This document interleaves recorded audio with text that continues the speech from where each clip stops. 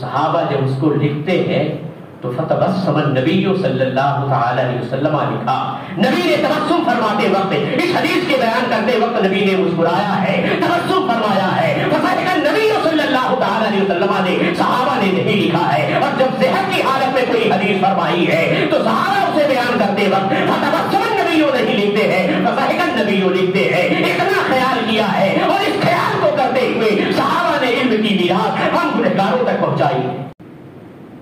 آئیے اپنی عقیدت و محبت کی توانائیوں کو سمیٹ کر عقیدت و محبت کے ساتھ جی لگا کر مدنی تاجدار دونوں عالم کے مالک و مختار انیس بے کساں چارہ ساز درد بندہ سنہری جالیوں میں آرام فرمانے والے آقا و مولا ارواحنا فدا حضور احمد مجتبی محمد مصطفیٰ صلی اللہ تعالی علیہ وسلم کی بارگاہ دربار میں باعث بلند درود پاک پیش کر لیں۔ اللہم صلی علی سیدنا شفیعنا حبیبنا مولانا محمد صلاۃ و سلام علیک یا رسول اللہ صلی اللہ تعالی علیہ وسلم۔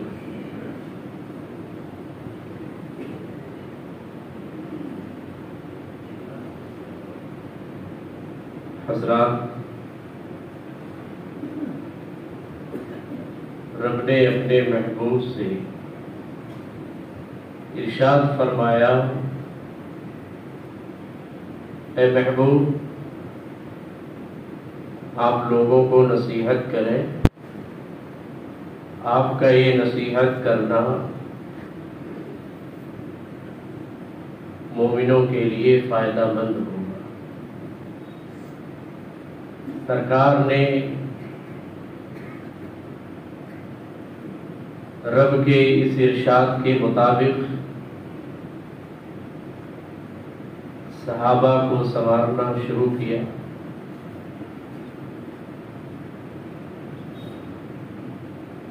واعظ و نصیحت فرمایا،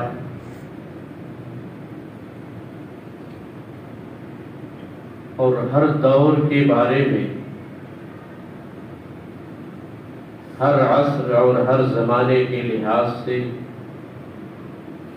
سرکار نے اپنے صحابہ کو سب کچھ بتایا۔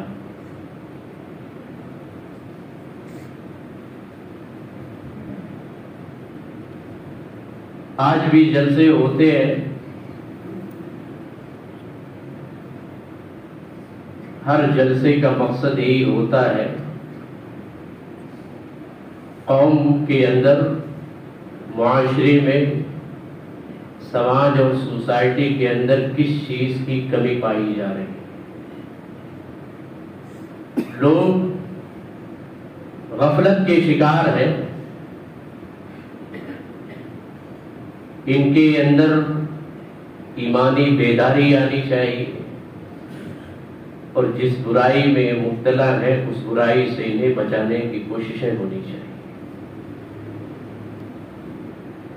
ہر جلسے کا مقصد یہی ہوتا ہے جو برائی معاشرے میں، سماج میں پائی جاتی ہے اسے ختم کیا جائے، اور اگر کوئی فتنہ پیدا ہوا، اور فتنے تو ہر دور میں رہیں گے، تو اس فتنے کا جواب کیسے دینا ہے، اس کا رد کیسے ہونا چاہیے۔ آپ علماء کی زبانی یہ بھی سنتے رہتے ہیں،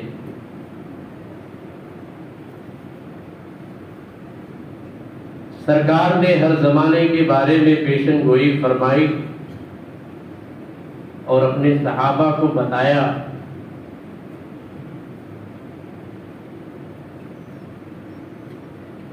جس زمانے میں جس طرح کا بھی فتنہ پیدا ہوگا اس کا علاج کیا ہوگا، سرکار نے اس کا علاج بھی بتایا۔ حضرت ابو ہریرہ بڑے چہیتے صحابی،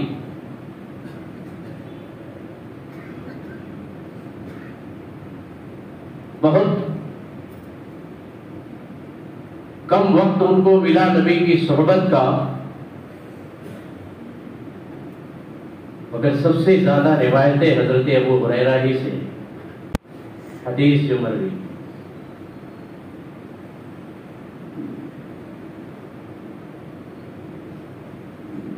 آج آپ دیکھ رہے ہیں لوگ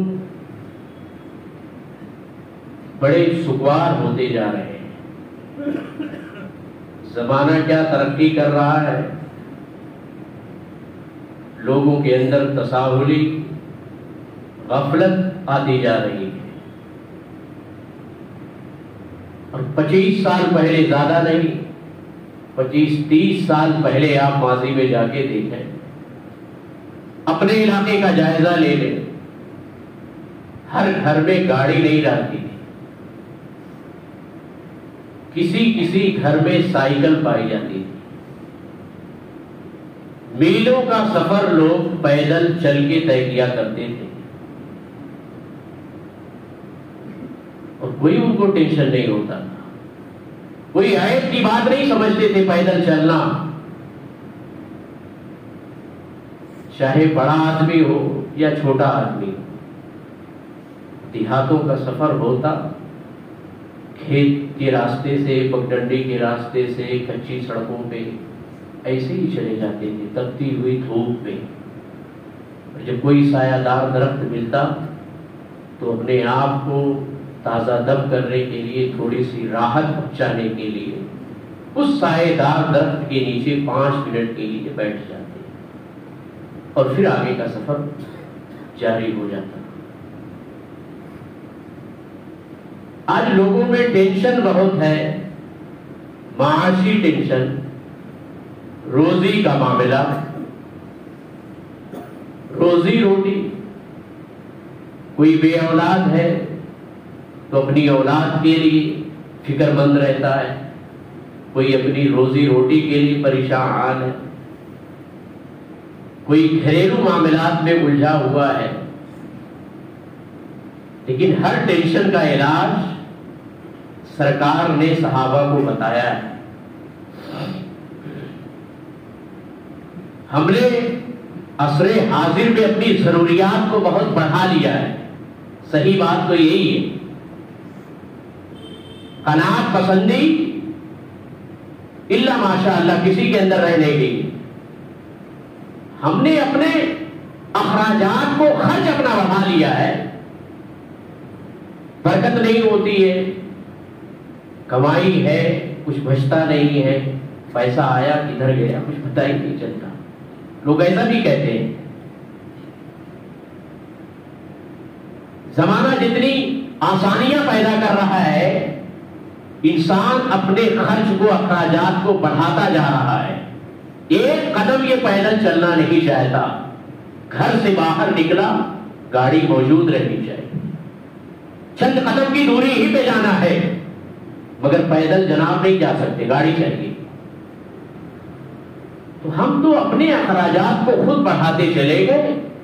بچوں کے لیے سرکار نے فرمایا اپنے بیوی بچوں کے جائز مطالبات کو پورا کرنے کے لیے جو باپ اپنے بیوی بچوں پہ جو انسان خرچ کرتا ہے سب سے بہتر اسی کی کمائی ہے. جائز مطالبات کو پورا کرنے کے لیے بڑی عظیم عبادت ہے، لیکن اسراف سے سرکار نے منع فرمایا. کوئی بھی چیز یہ ضائع نہیں ہونی چاہیے، شریعت کی نظر میں بہت ناپسندیدہ عمل ہے. اور آج ہماری سوسائٹی میں، معاشرے میں یہ چیز کثرت سے دیکھی جاتی ہے، خاص کر شادیوں کے موقع پر. اپنی انسان شان دکھانے کے لیے ایسا انتظام کرتا ہے نا، آپ سوچ بھی نہیں سکتے. اور ذہن بھی ہمارا بنا ہے یہاں جائیں گے تو ایسے انتظامات ہوں گے، یہ ہمیں ملے گا. صرف اپنی آہو بھگت کے لیے اور اپنی شان دکھانے کے لیے. اس سے کم خرچ میں ہماری ضرورت پوری ہو سکتی تھی، لوگ خوش ہو کر جا سکتے تھے. لیکن یہ ہمیں نہیں دکھانا ہے، ہم کو تو دکھانا ہے، نام کمانا ہے، لوگ یہاں سے جائیں اور ہمارا چرچا کریں، اس حوالے سے چرچا کریں فلاں نے ایسا انتظام کیا تھا.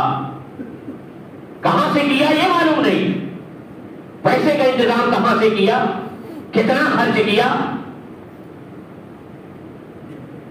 اللہ اکبر۔ اللہ تبارک و تعالی ان ساری چیزوں سے ہمیں محفوظ فرمائے۔ کام انسان وہ کرے جس میں رب اور اس کے رسول کی رضا ہو، اور ان کاموں سے بچے جس میں رب اور اس کے محبوب کی ناراضگی۔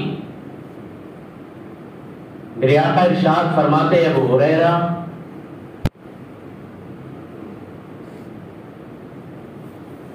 کون ہے جو مجھ سے چند باتیں سیکھ لے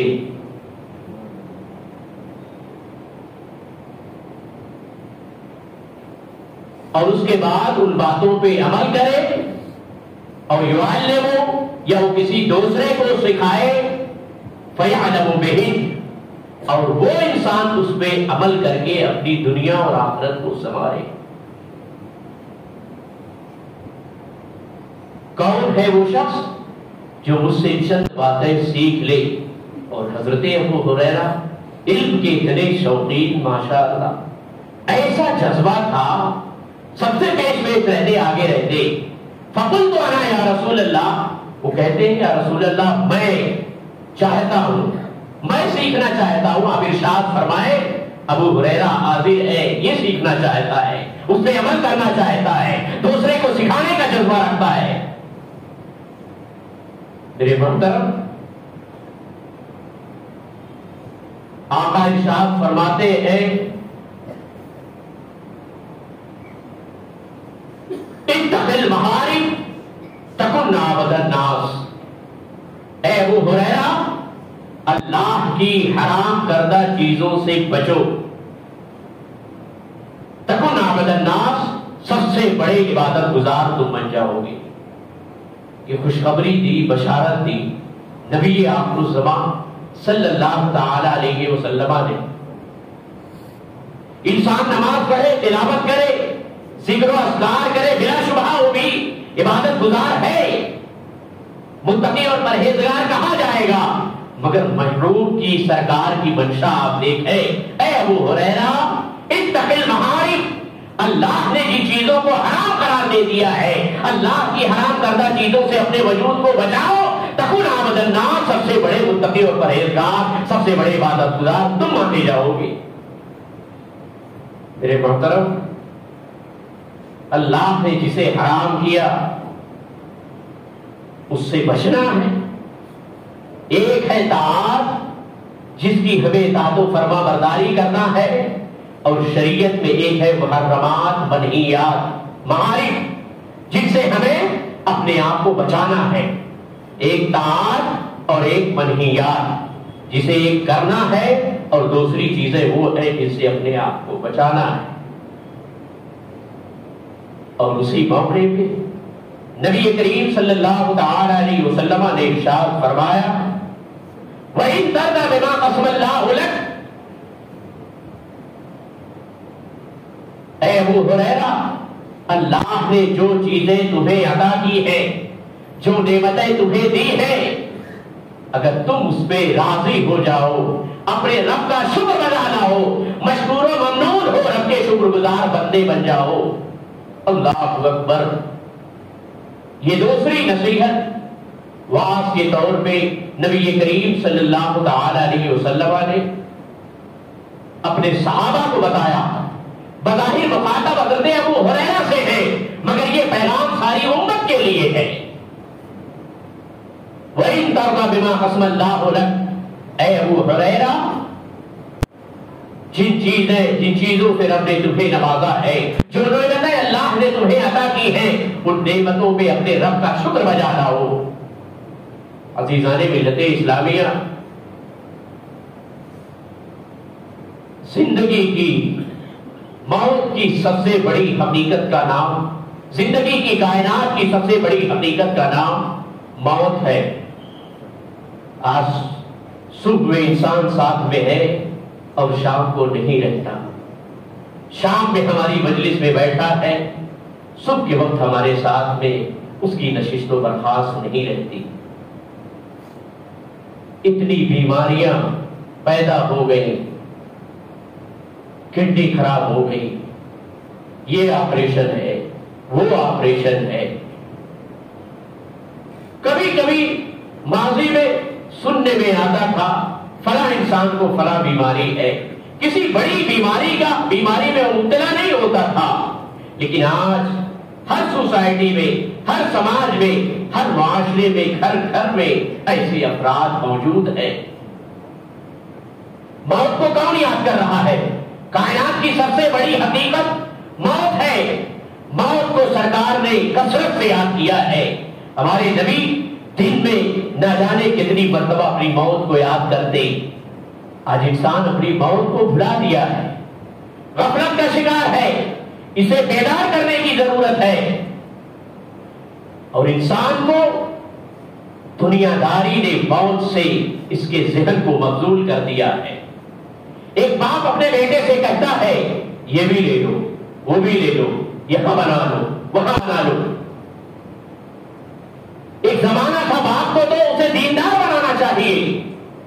دنیا سمیٹنے کے چکر میں اپنے بیٹے کی تربیت کر رہا ہے. یہ نہیں کہتا ایک زمانہ ایسا تھا میں تجھ سے کڑیل نوجوان تھا، میرے بازوؤں میں تم سے زیادہ طاقت تھی، میرے پیروں میں تم سے زیادہ طاقت تھی، لیکن آج میرے کندھے جھک چکے ہیں، میری آنکھیں سفید ہو چکی ہیں، میری بازوؤں میں وہ طاقت نہیں ہے جو 25 سال پہلے رہا کرتی تھی. یہ سکھانے کے بجائے ایک باپ اپنے بیٹے کو دنیا دار بنا رہا ہے. ابھی یہ بھی کرنا ہے، ابھی وہ بھی کرنا ہے، یہ مکان لے لو، وہ مکان لے لو. اللہ نے اتنا نوازا ہے، دینداری پیدا کرنے کے بجائے ایک باپ اپنے بیٹے کو دنیا دار بناتا ہے. صحابہ کے پاس مکان نہیں تھے مکان، اور اس زمانے میں ایسے مکان، آج کا اتنا بڑا بڑا روم، اس زمانے میں 4 روم بنتے. سرکار گلیوں سے گزرتے، اگر کوئی صحابی قرآن کی تلاوت کرتا اور اچھی آواز کا مالک ہے تو سرکار کے چلتے ہوئے قدم وہیں ٹھہر جاتے اور اس صحابی کی تلاوت کو بغور آپ سماعت کرتی. تلاوت جاری رہتی. سرکار مسجد نبوی جا رہے ہیں، صحابہ کی جتنے گھر پڑتے، اگر کسی گھر سے تلاوت کی آواز آ رہی ہے تو سرکار کے چلتے قدم رک جاتے اور صحابی کی اس تلاوت کو سماعت کرتے. یہ ماحول ہر کوئی پڑھتا، لیکن کیا آج جو ماحول ہے؟ سرکار نے اپنے صحابہ کو، اپنے اصحاب کو ہر زاویے سے انہیں سنوارا، ہر زاویے سے سمجھایا، واضح و نصیحت فرمائی. کوئی گوشہ ایسا نہیں ہے جس پہ نبی آپ اس زمانے روشنی نہ ڈالی ہو، اپنے صحابہ کے ذہن و دماغ کو صاف نہ کیا ہو. عزیزان ملت اسلامیہ، تو سرکار فرماتے ہیں اے ابو ہریرہ، اللہ نے جو نعمتیں تمہیں دی ہیں، اگر تم اپنے رب کا شکر بجا لاؤ تو سب سے بڑے پرہیزگار تم ہوگے. اللہ اکبر.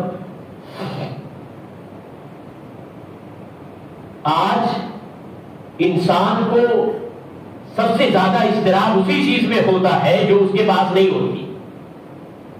ہمیں سب سے زیادہ فکر اسی چیز میں ہوتی ہے جو ہمارے پاس موجود نہیں ہے. ہمارا ٹینشن اسی میں ہوتا ہے، اضطراب اسی میں ہوتا ہے. رات کی نیند قربان کرتے ہیں، نیند نہیں آتی، صرف وجہ یہ ہے جو چیزیں ہمارے پاس نہیں ہیں اسی چیزوں میں ہماری نیند قربان ہوتی ہے. اضطراب رہتا ہے، ہم فکر مند ہوتے ہیں، لیکن جن نعمتوں سے رب نے ہمیں نوازا ہے، رب کے اپنے مشکور و ممنون نہیں ہوتے، رب کے شکر گزار بندے نہیں بنتے کہ اللہ نے ہمیں یہ نعمتیں نوازی ہیں. ہم اپنے رب کا شکر ادا کرتے ہیں. جو چیزیں نہیں ہیں ہمارا ٹینشن اسی میں بڑھتا ہے.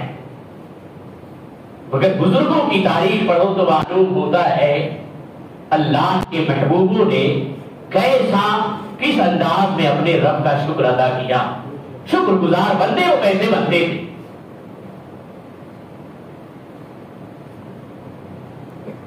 حضرت ابو ہریرہ کو نبی کریم صلی اللہ تعالی علیہ وسلم تعلیم دے رہے. میرے محترم، بڑے چہیتے صحابی، اور ایسی باتیں احادیث مبارکہ میں آئی شکر گزار کے حوالے سے. اللہ جب رب کی دی ہوئی نعمتوں پہ اپنے رب کا شکر گزار بندہ بنتا ہے، شکر ادا کرتا ہے، تو اللہ تعالیٰ اور آسانیاں پیدا فرماتا ہے. مولانا روم بڑی پیاری پیاری باتیں مثنوی شریف میں اور بزرگوں کی دیگر کتابوں میں ملتی ہیں. ایک بادشاہ اپنے وزیر سے کہتا ہے کیا بات ہے میری سلطنت میں جو میرے خدام ہیں یہ فقراء ہے، عالم یہ ہے کہ انہیں روڈ پہ نیند آ جاتی ہے، سڑکوں پہ سو جاتے ہیں اور بہت ٹھاٹ سے سوتے ہیں، بڑی گہری نیند ان کو آتی ہے. اپنے وزیر سے کہہ رہا ہے لیکن میرا عالم یہ ہے کہ مجھے شاہی بستر پہ نیند نہیں آتی ہے، کربٹیں بدلتا رہتا ہوں، نیند کب آتی ہے خدا ہی بہتر جانے. لیکن یہ میرے جو نوکر چاکر ہیں خود خادم، ان کو تو روڈ پہ بھی نیند آ جاتی ہے، بڑی گہری نیند سوتے ہیں.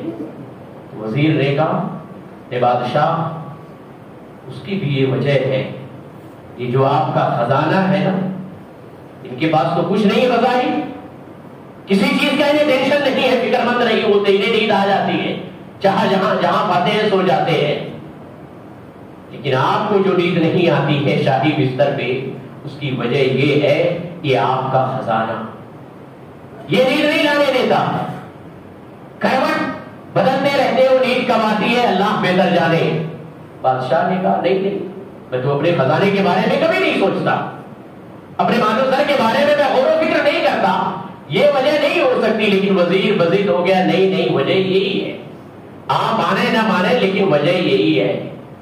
وزیر نے کہا ایک اپنے خادم کو بلائے. بادشاہ حکم دیا اور وہ ایک فقیر ان کا نوکر آیا جو بہت ٹھاٹ سے سوتا تھا، کھلے آسمان کے نیچے روڈ پہ سڑکوں میں بلایا. اور وزیر نے کہا اے بادشاہ اسے 100 دینار دے دیا جائے بطور تحفہ. سونے کی اشرفیاں سکے 100 دینار کا بادشاہ نے حکم دیا. خادم لایا، وزیر نے تھیلی پکڑی اور اس 100 دینار میں سے 1 دینار نظر بچا کے نکال لیا، اپنی جیب میں رکھ لیا. 99 سونے کے سکے اس فقیر کے حوالے وزیر نے بادشاہ کے سامنے کر دیے، یہ کہتے ہوئے کہ یہ 100 اشرفی ہے، 100 سکے ہیں، لے جاؤ اسے بادشاہ کی جانب سے تمہارے لیے نظر پیش کی جائے، واپس نہیں کرنا ہے. وزیر جو 100 اشرفی دیکھی نہیں تھی کبھی بہت خوش ہو گیا، لیا اور اپنے گھر گیا، بچوں سے ذکر کیا، بیوی کو بتایا. نہ جانے کیا معاملے پہ آج بادشاہ اس سے اتنا خوش ہو گیا کہ وزیر کے کہنے پہ 100 اشرفیوں کی تھیلی میرے حوالے کر دی. بیوی نے کہا لاؤ دیکھے تو صحیح یہ اشرفیاں کیسی ہوتی ہیں، نکالو اسے گنا جائے. اب جتنے اس کے بچے ہیں، ایک بچے نے گنا 99، دوسرے بچے نے گنا 99، تیسرے نے ایک بار 2 بار 6 بار گنا 99 اشرفیاں. شوہر نے کہا کہ بادشاہ نے کہا ہے 100 دینار میں دیتا ہوں، یہ 99 ہی ہے، 100 تو ہے نہیں. بیوی نے کہا آپ اناڑی معلوم ہوتے ہیں، کبھی دیکھا نہیں بادشاہ نے دیا ہوگا خوشی میں لے کے چلے ہوں گے، راستے میں کہیں گر گیا ہوگا 1 دینار، لاؤ میں گنتی. بیوی نے گنا 99، 1 بار 2 بار 3 بار. رات گزرتی جا رہی ہے، بچوں نے گنا، بیوی نے گنا، خود اس انسان نے گنا، شوہر نے گنا، مگر وہ 99 100 دینار تو وزیر نے رکھ لیا تھا، وہ 100 کیسے ہو سکتے ہیں؟ بیوی نے کہا اگر بادشاہ نے 100 کہا ہے تو 100 دیا ہوگا، آپ راستے میں کہیں گرا سکتے ہیں. اگر بادشاہ 99 دے سکتا ہے تو کیا 100 دینار نہیں دے سکتا ہے؟ وہ 100 بھی دے سکتا ہے، آپ نے راستے میں گرایا ہوگا.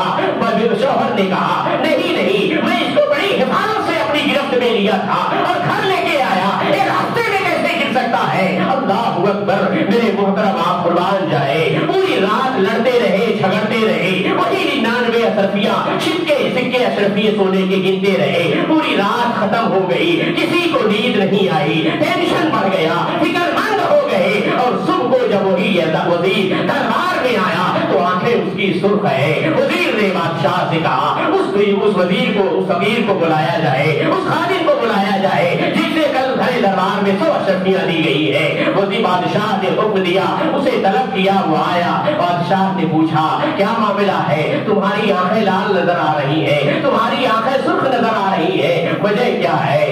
اس فقیر نے کہا آپ نے 100 اشرفیاں دی تھی مگر گھر پہ لے گئے, میرے بچوں نے گنا, میں نے گنا, بیوی نے گنا, 99 100 دینار مل ہی نہیں رہا ہے.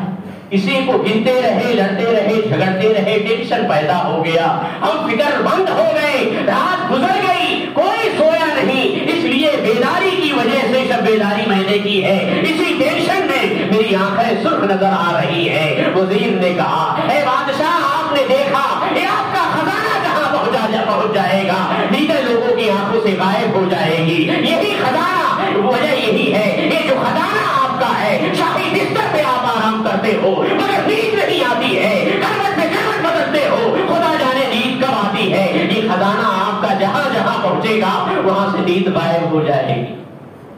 میرے محترم, درس عبرت ہے. بادشاہ مان گیا مگر آپ غور کریں تھوڑی دیر کے لیے, ان غریبوں کو 99 دینار تو ملے نا,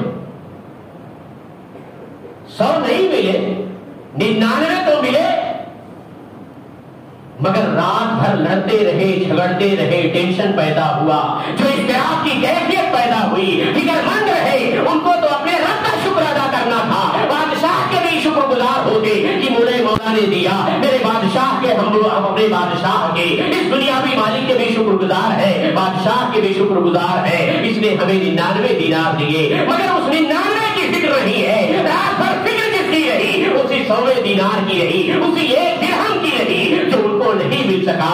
اللہ اکبر, آج ہمارا دنیا میں یہی حال ہے, جو چیزیں ہمارے پاس نہیں ہے ہمیں اضطراب اسی کا رہتا ہے, ہمیں ٹینشن اسی کی رہتی ہے, فکر مند اسی کے بارے میں رہتے ہیں. لیکن جن نعمتوں سے رب نے ہمیں نوازا ہے اور اپنے رب کا ان نعمتوں کے دینے کی وجہ سے اپنے رب کے شکر گزار بندے نہیں بنتے.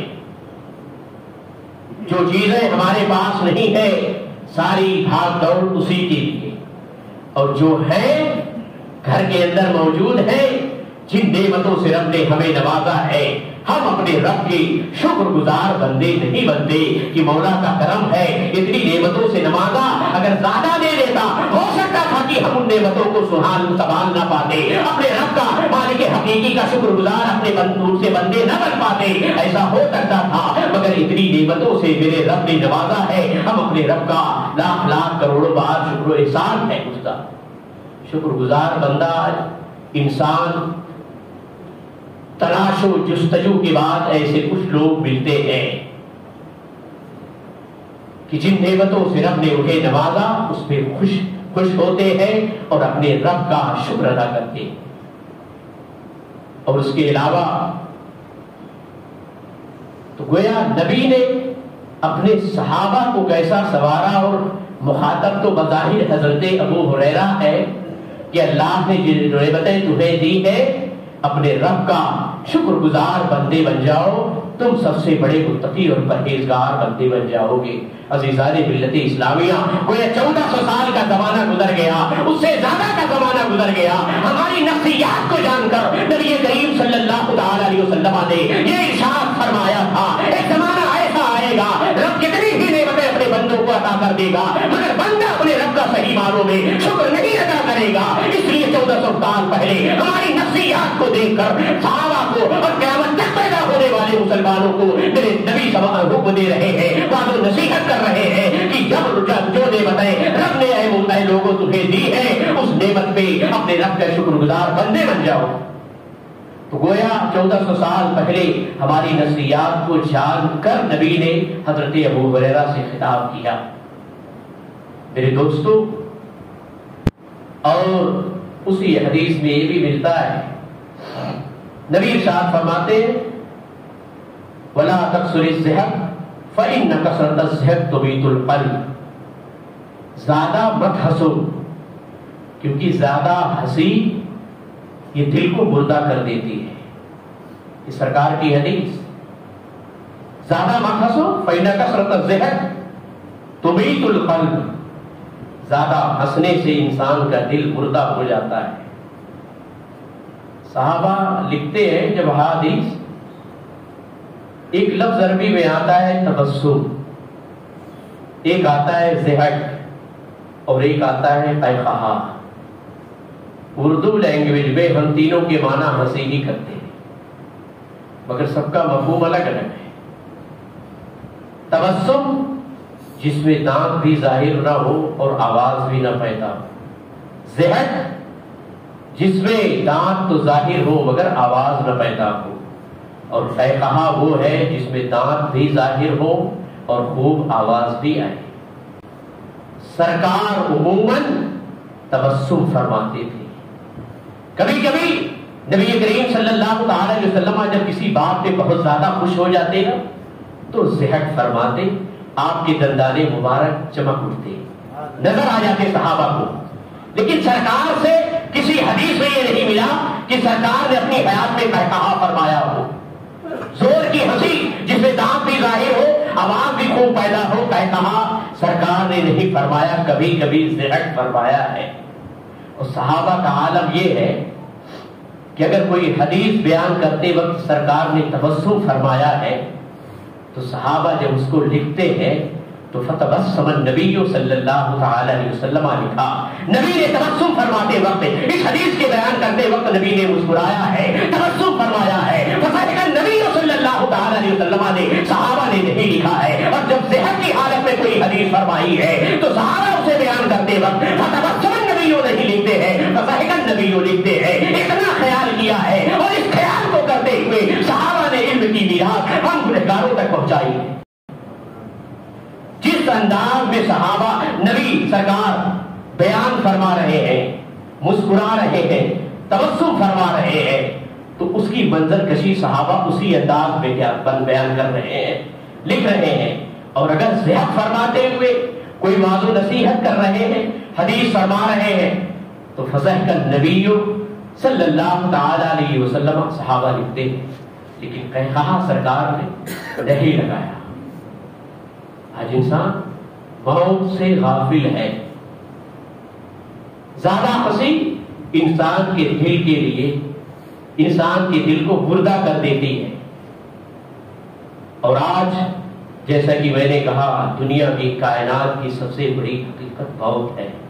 ہم نے موت کو بھلا دیا ہے، صبح و شام سے یاد کرنا چاہیے۔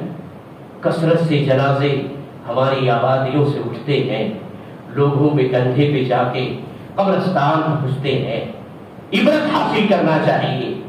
ایک زمانہ تھا ہر آبادی میں کبھی کبھی کسی کا اعلان ہوتا تھا طبعی عمر پانے کے بعد، مگر آج عالم یہ ہے، بچہ ہے اس کی کڈنی خراب ہو گئی، جوان ہے جوانی میسر نہیں آئی، جوانی کے عالم میں اپنے رب کو پیارا ہو، اور اس کے پیچھے انسان لاکھوں روپے ڈاکٹر کے ہاں صرف کر دیتا ہے، اور ڈاکٹر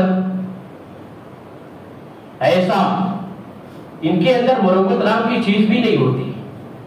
کبھی کبھی کوئی ڈاکٹر صحیح ملتا ہے جو کسی کی غربت کا خیال کرتے ہوئے کچھ رعایت کرے۔ وہ تو صاحب کہتے ہیں بڑا آپریشن ہے، فارن سے ڈاکٹر آئے گا، 35 لاکھ لگیں گے، 25 لاکھ ابھی جمع کرنا۔ ایک ڈاکٹروں کا پیشہ ہے، 10 بعد میں 25 ابھی جمع کیجیے۔ انسان اپنی پراپرٹی بیچ دیتا ہے، زمین و جائیداد بیچ دیتا ہے، صرف یہ خیال کرتے ہوئے کہ زندگی اگر بچ گئی، ڈاکٹر نے بھروسہ دلایا ہے، زندگی بچ گئی پھر پیسہ کما لیا جائے گا، پھر پراپرٹی خریدی جا سکتی ہے، مکان خریدا جا سکتا ہے، زمین لی جا سکتی ہے، لیکن زندگی کو بچانا یہ ضروری ہے۔ یہ خیال کرتے ہوئے انسان اپنی دکان بیچ دیتا ہے، مکان بیچ دیتا ہے، پراپرٹی بک جاتی ہے، 35 لاکھ کا انتظام کرتا ہے، 25 لاکھ ایڈوانس دیتا ہے، اس کے بعد بھی کیا ڈاکٹر فوراً آپریشن کرتا ہے؟ فوراً نہیں، ابھی بھی ایک فارم پہ سائن کرائے گا۔ زندگی کی کوئی گارنٹی نہیں ہے، میں ایک بھروسے کی بات کہہ رہا ہوں۔ سائن کرواتا ہے کہ اگر دوران آپریشن یہ انتقال کر گیا تو ہم ذمہ دار نہیں ہوں گے، اس کی ذمہ داری تمہارے سر ہے۔ ایک امید پہ 35 لاکھ جمع کر دیا کہ زندگی سلامت رہی تو یہ پیسے پھر سے کمائے جا سکتے ہیں۔ दुकान फिर से बनाई जा सकती है, मकान खरीदा जा सकता है, जिंदगी बन जाएगी। डॉक्टर ने उम्मीद दिलाई है, भरोसा दिलाया, आदमी प्रॉपर्टी बेच के 25 लाख दे देता है। आप अंदाजा फरमाओ, कायनात की सबसे बड़ी हकीकत मौत है और हम उसे याद नहीं करते। अगर कोई कहता तो कहती है बदशगुन बोल रहा है, ऐसा मत बोलो हमारे बारे में। सरकार है, सुबह शाम अपनी मौत को याद कर रहे हैं। अल्लाह अकबर। अल्लाह ने इस जिस्म को, कितना नादिर इंसान के जिस्म को बनाया है। किडनी फेल हुई, दोनों किडनियां चली गई। इतना नादिर इंसान के जिस्म को बनाया है कि दूसरे की किडनी लगाई जाए वो काम नहीं करती फौरन। डॉक्टर उसे दवा दे दे के आदी बनाता है। बहुत दिनों के बाद वो कारगर साबित होती है, काम करना शुरू करती है। खून मैच कर रहा है कि नहीं ब्लड ग्रुप। अल्लाह अकबर। इतना नागिर बनाया है, घर के किसी फर्द ही को किडनी देनी पड़ेगी, दूसरा कोई आए तो मैच नहीं खा रही है। ये इंसान का जीना मुश्किल है, जिसकी मौत की जिंदगी का कोई भरोसा नहीं है। अल्लाह ने इंसान के जिस्म को इतना नागिर बनाया है, अगर किडनी कोई दे भी रहा है तो उसका कोई अपना दे, उसका कोई अपना सगा भाई दे, उसका बाप दे, उसकी बहन दे। अल्लाह अकबर। मगर इंसान का आलम ये है, अपने इन आदाए जवारे पे नहीं गौर कर रहा है कि अल्लाह ने मेरे जिस्म को कितना नागिर बनाया है, कितना हसीन और खूबसूरत बनाया है, इसका हक अदा हो रहा है या नहीं हो रहा है। अजीज़ान मिल्लत इस्लामिया, तो इसलिए इंसान को दौरे हाजिर में न सिर्फ ताआत जिन्हें अल्लाह ने करने का हुक्म दिया है और मनहियात जिनसे हमें बचना है, मुहर्रमात महारिम जिनसे अपने आप को बचाना है, इन दोनों पहलुओं पे अपनी नजर के सामने रखते हुए जब एक इंसान जिंदगी गुजारता है, रब का मुतीअ फरमाबरदार बंदा बनता है, रब ने जिन नेमतों से इंसान को नवाजा है, अगर वो अपने रब का सही मानों में शुक्रगुजार बंदा बनता है तो अल्लाह उस इंसान के लिए और दुनिया में आसानियां पैदा फरमाता है। रब कदीर की बारगाह में दुआ है कि अल्लाह तबारक व तआला हमें शुक्रगुजार बंदे की तौफीक अता फरमाए, पंज वक्ता नमाजों को पाबंदी के साथ पढ़ने की तौफीक अता फरमाए। तमाम मुसल्लियाने मस्जिद आयशा से मैं अकबर मुल्तमिस को गुजारिश कर रहा हूँ, जुमा का चंदा आप ज्यादा से ज्यादा फरमाए। झोली में बाद जुमा जो फर्द नमाज और सुन्नत नवाफिल के बाद निकलते हैं, जाते जाते मस्जिद आयशा का ख्याल करते हुए कसरत से ताउन फरमाए। अल्लाह तबारक व तआला आपके नेतियात को शर्फ कबूलियत अता फरमाए। कारोबार में हर एक के मौला बेहिसाब बरकतें अता फरमाए। एक ऐलान आप ये समाज फरमा लें कि इसी इतवार को आली जनाब बासित बरकाती साहब के मकान पे ख्वातीन इस्लाम का हस्ब मामूल जैसा कि मालूम है आपको इज्तिमा होता है। इतवार को बाद नमाज़े ज़ोहर 3 से 5 बजे तक की महफिल रहती है, इसलिए आपसे गुजारिश की जाती है इतवार आप याद रखें, अपने अपने घरों से ख्वातीन इस्लाम को भेजें।